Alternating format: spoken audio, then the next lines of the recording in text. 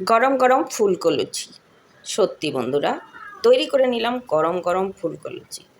হঠাৎ কেন জানি খেতে ইচ্ছে করছে, পুরি বা লুচি যেটাই বলি না কেন। তো দেখুন কত সুন্দর হয়েছে।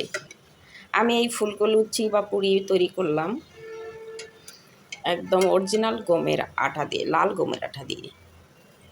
দেখুন কত সুন্দর হয়েছে, একদম মসমসা। তো তৈরি করে নিচ্ছি, দেখুন তেলের মধ্যে ছেড়ে দেব, অল্প তেলেই কিন্তু ভেজে নিচ্ছি। আর পুরিগুলো সুন্দর ফুলে ফুলে উঠছে। বিকেলের নাস্তা পুরি, কী যে মজা লাগবে খেতে, একবার তৈরি করে দেখুন। সামান্য একটু তেল, লবণ আর গমের আটা নিয়েছি, নিয়ে মেখে রেখেছিলাম 5 মিনিট।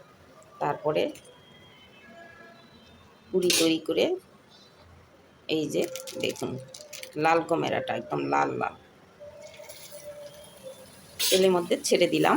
আবারও অনেক সুন্দর হচ্ছে এই লুচিগুলো, একদম তেলের মধ্যে দেওয়ার সঙ্গে সঙ্গে সুন্দর করে ভেসে উঠছে। সবগুলো পুরি আমি এভাবে ভেজে নিচ্ছি। আমার ভাজতে খুবই ভালো লাগছে। আসলে দেওয়ার সঙ্গে সঙ্গে সুন্দর সুন্দর ফুলকো পুরি বা লুচি হচ্ছে, তো এই জন্য আমার কাছে ভালো লাগছে। কালারটাও খুব সুন্দর আসছে, দেখুন একদম মশা হয়েছে। অনেক কটাই ভেজে নিলাম, লোভনীয় হয়েছে। আর এই যে অল্প কটা আছে, এক এক করে এভাবে ভেজে নিচ্ছি। আমার তো ভাজতে খুব ভালো লাগছে। এই যে তেলে দেওয়ার সঙ্গে সঙ্গে সুন্দরভাবে ভেসে উঠছে। তেলে অল্প লাগছে, অল্প তেলে সুন্দর করে ভেজে নিচ্ছি। যে কত সুন্দর, তেলের মধ্যে দেওয়ার সঙ্গে সঙ্গেই ভেসে উঠছে।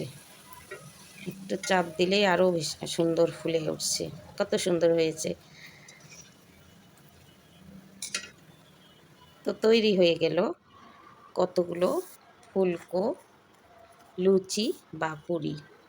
দেখুন বন্ধুরা, আকর্ষণীয় কালার, খুবই লোভনীয় হয়েছে। আর আমি আবার মাংস গরম করতে দিয়েছি, মুরগির মাংস, পাকিস্তানি মুরগি মাংস। আর ডাল, ডাল দিয়ে পুরি খুবই মজা কিন্তু। তো মাংসটা গরম হয়ে আসলে খাবার দেবো ছেলেকে। এই তো নিয়ে নিলাম পুরিগুলো, আর এদিকে মাংস গরম হয়ে আসছে। তো বন্ধুরা, আজ এই পর্যন্ত। ভালো থাকবেন, সুস্থ থাকবেন। আল্লাহ হাফেজ।